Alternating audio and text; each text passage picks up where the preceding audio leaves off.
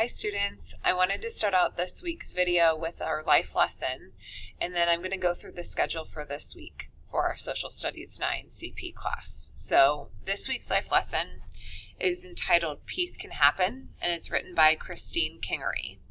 And Christine writes, "My grandmother was born in northern Russia to a large family of 14 siblings. She was 16 years old when World War II broke out. Her first job was going onto the battlefields to dismantle bombs that hadn't exploded. She was captured by the Nazis when she was 17 and taken to a work camp in Germany. They shaved off her waist-length hair and tortured her. Grandma never saw her parents and siblings again. Her mother died when Grandma was young. Her father was taken away to Siberia for political treason and never seen again, and most of her siblings died in the war. My resourceful grandmother escaped the camp and worked for many months as a nurse in underground movements in Germany and Belgium. She was captured by the Nazis again and put into another concentration camp. This one was bigger. It was a death camp. There she met my grandfather and the two escaped. After the war, they had nowhere to go.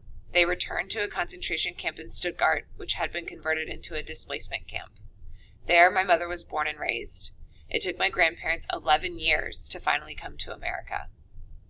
When I was young, I heard many stories about the war. One day when I was 8, I said to my grandmother, 'I hate the Germans for what they did to you. Don't you just get so mad at them?' I'll never forget my grandmother's response. She said in her broken English, 'The Germans are my friends. When I escaped and had nowhere to go, the Germans gave me food, shelter, and clothes. They were my friends even in the camps. The Germans are the kindest people I know.' Her answer shocked me, and it was my first introduction to the meaning of compassion. A few years later, in high school, I had the chance to visit Japan. My host family took me to Nagasaki to the Atomic Bomb Museum in Peace Park. It was the 50th anniversary of the bombings. I was so terrified, being so white-skinned and so American.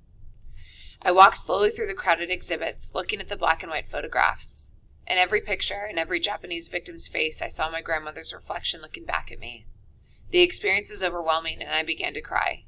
I needed to get air, so I went outside. There, in Peace Park, beautiful, colorful origami cranes, thousands of them, were draped over statues and trees. I sat on a bench and cried. I cried for the suffering of the Japanese people. I cried for the suffering of my own family in Europe during World War II. I cried for the suffering yet to be caused by wars sure to come. An old Japanese lady saw me on the bench. She was about my grandmother's age, and she spoke very little English. She sat next to me and put her wrinkled hands in mine. She said, "Peace starts right here. Peace starts with you and me. It starts today." She was right. I didn't have to suffer personally in order to understand the pain of others. I believe that through compassion, peace can happen. It echoes in the heart of a single individual.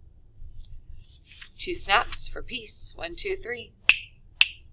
My dear students, I chose this life lesson because I think it provides many connections to our lives today. One of them is that today is the anniversary of the Japanese bombing Pearl Harbor, which is the event that drew the United States into World War II.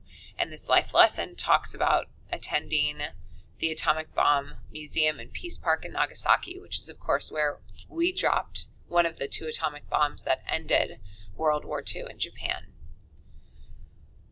I also think that their message, or her family's life story, her grandmother's life story, and the adversity that she overcame is such a strong and powerful message that we can definitely respond to in our own challenges that we're going through right now.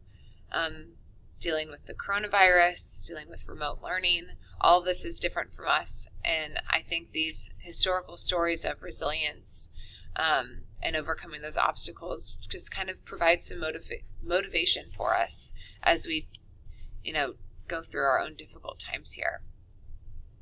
And of course, the message of peace in general. During this time period and when we have so much turmoil, I think it's just nice to be able to try to focus on having peace in our lives. So how can you contribute to peace in your household, peace with your friends in your own relationships, and especially within yourself? Sometimes that's the hardest one that we need to work on, is peace within our own hearts. So that's your life lesson for this week. How can you add to peace in this world? I want to go through our schedule for this week. I will be posting this onto the stream of Google Classroom and with this remote assignment. Today, your inventions quiz is due on Google Classroom, and then of course watching this life lesson video and filling out the Google form that goes with it. My office hours are from 9 to 10 and noon to 1 today, so if you need to get a hold of me, you can email me during those times and I will be at my computer to be able to respond to you. I am planning a live Google Meet tomorrow during our class times.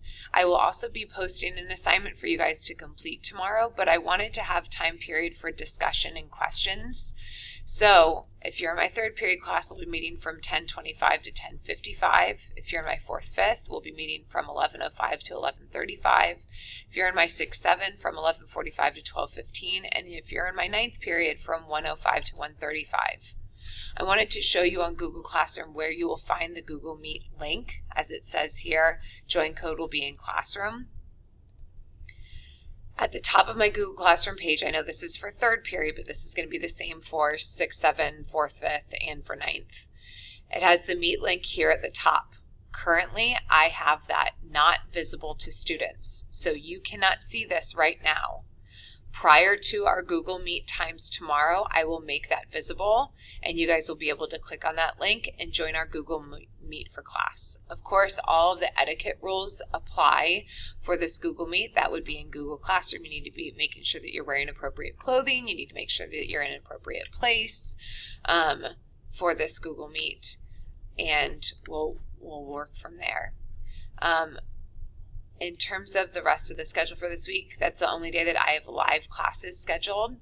Everything else will be office hours or Google Meet as needed. So if you have a question about an assignment, if you want to ask, you can either email me or you can ask for a Google Meet with me to go through that. I do have 18 students who need to make up their unit tests from prior to Thanksgiving, and I have Google Meets scheduled with those students. So this week is a little bit of a tight schedule, just trying to get that work made up, but please know that I'll be flexible in trying to work with all of you guys. This week, because now we know we're going to be remote for a while, I'm going to be making more videos to deliver notes to you guys. So those videos will be posted on Wednesday for the origins of the Industrial Revolution, on Thursday for notes about the Industrial Revolution trends and changes, and then going through some primary source readings on Friday.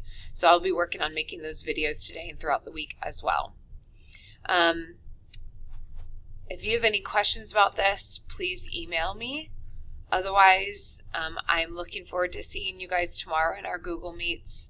I miss seeing you guys. I miss seeing my students. So we'll look forward to seeing you then. Have a great day. Bye.